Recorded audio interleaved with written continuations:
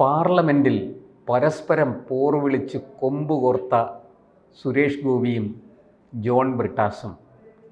പക്ഷെ വിഴിഞ്ഞത്ത് ഒരു വേറിട്ട കാഴ്ചയാണ് കണ്ടത്. ഇരുവരും പരസ്പരം കെട്ടിപ്പിടിച്ച് ആശ്ലേഷിച്ച് സന്തോഷം പങ്കുവെക്കുന്നു.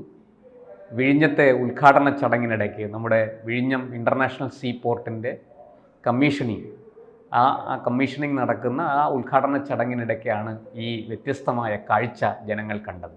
ഏതാനും ദിവസം മുമ്പ് പാർലമെൻറ്റിൽ രണ്ടുപേരും വലിയ വീറും വാശിയും കാണിച്ച് പോര് വിളിക്കുന്ന കാഴ്ചയാണ് നമ്മൾ കണ്ടത്. എന്താണ് ഈ സുരേഷ് ഗോപിയും ജോൺ ബ്രിട്ടാസും തമ്മിൽ പാർലമെൻറ്റിലും ഇവിടെയും സംഭവിച്ചത്?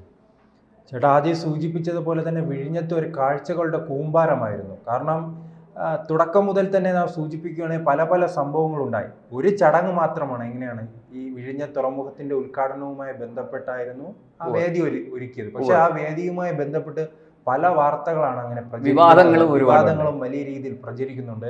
അതിൽ ഏറ്റവും തുടക്കം സ്റ്റാർട്ട് ചെയ്യുന്നത് രാജീവുമായി ബന്ധപ്പെട്ടാണ്. അവിടെ ആദ്യം എത്തിയത് രാജീവാണ്.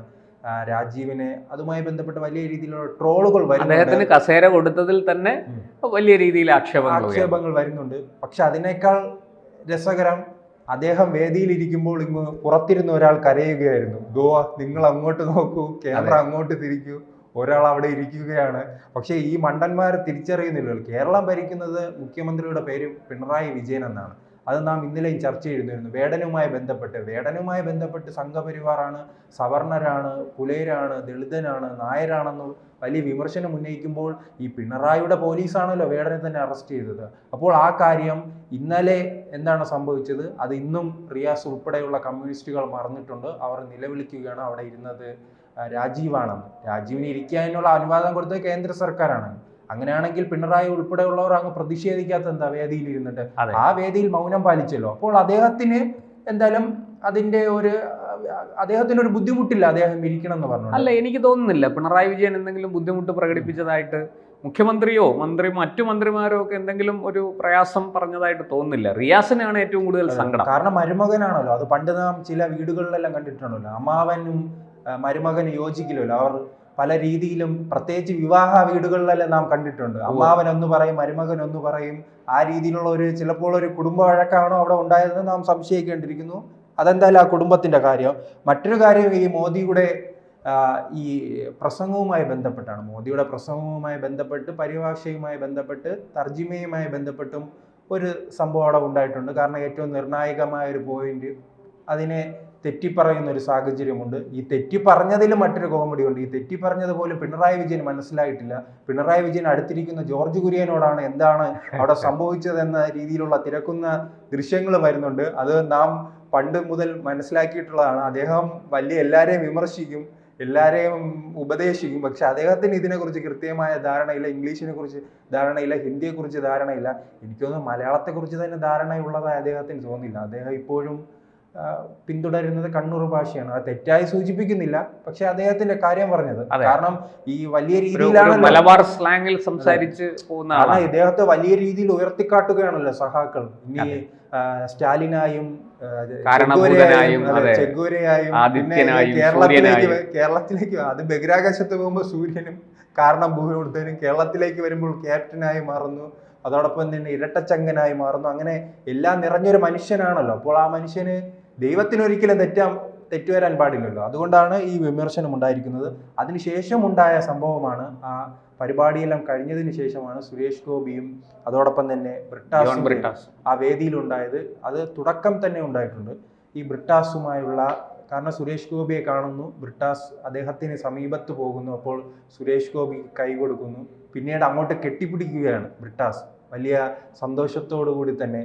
മാപ്പ് എന്ന് പറഞ്ഞാണോ കെട്ടിപ്പിടുത്തം? അതെന്തായാലും സഖാക്കളോട് ചോദിച്ചാലേ അറിയാം. പക്ഷേ ഇത്തരം സംഭവങ്ങൾ എങ്ങനെയാണ് സഖാക്കൾ ഉൾക്കൊള്ളുന്നതെന്ന് അറിയില്ല. കാരണം ചേട്ടൻ തുടക്കം സൂചിപ്പിച്ചതുപോലെ തന്നെ പാർലമെന്റിൽ ഇവർ തമ്മിൽ വലിയ വാഗ്വാദങ്ങൾ ഉണ്ടായിരിക്കുകയാണ്. കാരണം ഈ നമ്മുടെ സുരേഷ് ഗോപി ഈ സമരവുമായി മുനമ്പ സമരവുമായി ബന്ധപ്പെട്ട് ഒരു സബ്ജക്റ്റ് സംസാരിക്കുമ്പോൾ മറുപക്ഷത്ത് അദ്ദേഹത്തെ വ്യക്തിപരമായി ആക്ഷേപിക്കുകയാണ്. മുന്നേ എന്നും സുരേഷ് ഗോപി തൃശ്ശൂരിൽ നിന്ന് വിജയിച്ചത് ജനങ്ങളുടെ ഒരു തെറ്റ് പറ്റിപ്പോയി അടുത്ത തവണ ഞാൻ ഞങ്ങളത് ജനങ്ങൾ ആ അതെ, തെറ്റ് തിരുത്തുമെന്ന തിരുത്തും. രീതിയിലുള്ള വലിയ അക്കൗണ്ട് വിമർശനങ്ങൾ ഞങ്ങൾ പൂട്ടിക്കും. അതെ, പൂട്ടിക്കുമെന്ന രീതിയിൽ.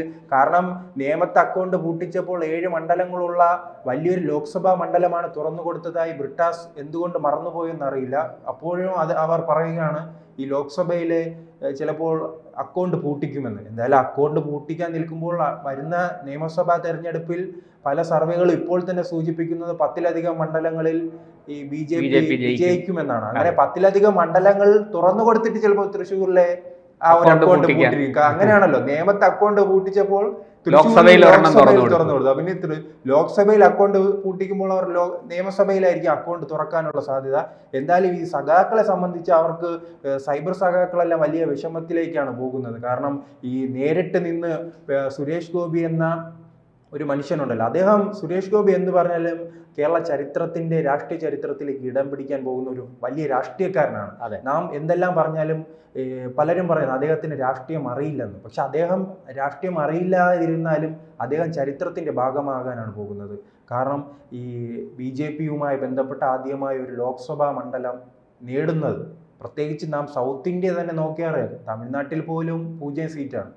തമിഴ്നാട്ടിൽ 0 സീറ്റിൽ ഇരിക്കുമ്പോഴാണ് ഈ കേരളത്തിൽ BJP ഈ ഒരു വലിയ വിജയം ഉണ്ടാകുന്നത്. ആ വലിയ വിജയം അങ്ങനെ ഒരു വലിയ വിജയം എന്ന് സൂചിപ്പിക്കുമ്പോൾ തന്നെ 75,000-ലധികം വോട്ട് വാങ്ങി, 3/4 ലക്ഷം വോട്ടിന്റെ ഭൂരിപക്ഷത്തിലാണ്. കാരണം ഈ ഇപ്പോൾ തന്നെ നമുക്ക് ഈ തെരഞ്ഞെടുപ്പിൽ തന്നെ ആറ്റിങ്ങൽ മണ്ഡലം 700 വോട്ടിന്റെ ഒരു ചെറിയ വിജയമാണ് ഉണ്ടായിരിക്കുന്നത്. ആ വിജയം പോലുമല്ല, ശശി തരൂർ ഉൾപ്പെടെ വിജയിച്ചു എന്ന് പറയുമ്പോൾ അദ്ദേഹം 16,000 വോട്ടിനാണ്. ആകെ കനൽ ഒരു തരിയായ രാധാകൃഷ്ണൻ വിജയിച്ചത് ഇത്രയാണ്, ഈ ചെറിയൊരു വോട്ടിനാണ്. അങ്ങനെ വെച്ച് നോക്കുമ്പോൾ വലിയൊരു വോട്ടിന് സുരേഷ് ഗോപിക്ക് അവിടെ വിജയിക്കാൻ കഴിഞ്ഞു. സുരേഷ് ഗോപിയെ ലോക്സഭയിൽ വലിയ രീതിയിൽ അപമാനിച്ച ജോൺ ബ്രിട്ടാസ് തന്നെയാണ് അദ്ദേഹത്തിന്റെ സമീപത്തെത്തി അദ്ദേഹവുമായി സൗഹൃദം പങ്കിടുന്നത്. അത് കമ്മ്യൂണിസ്റ്റ് പാർട്ടികൾക്ക് തന്നെ മനസ്സിലായിട്ടുണ്ട്. എന്തായാലും കേന്ദ്ര സർക്കാരിനെയും കേന്ദ്രമന്ത്രിമാരായ ജോർജ് കുര്യനെയും അതോടൊപ്പം തന്നെ സുരേഷ് ഗോപിയെയും പിണക്കിക്കൊണ്ട് മുന്നോട്ട് പോകാൻ കഴിയില്ലെന്ന് അവർക്ക് വ്യക്തമായ ധാരണയുണ്ട്.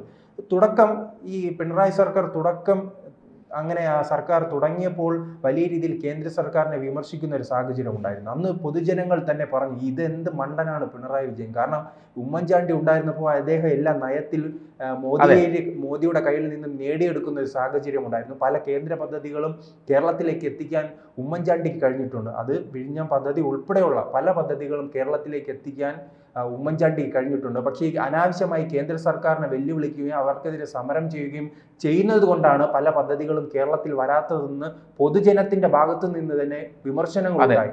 അതിനുശേഷമാണ് ഇദ്ദേഹം മയപ്പെടുന്ന ഒരു രീതി ഉണ്ടായിട്ടുണ്ട്.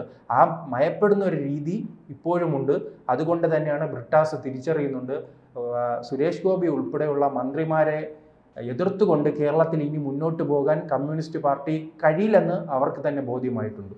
കൂടുതൽ വാർത്തകളും വിശേഷങ്ങളും നിങ്ങളിലേക്ക് എത്താൻ ABC മലയാളം സബ്സ്ക്രൈബ് ചെയ്യുക, ബെൽ ബട്ടണും അമർത്തുക.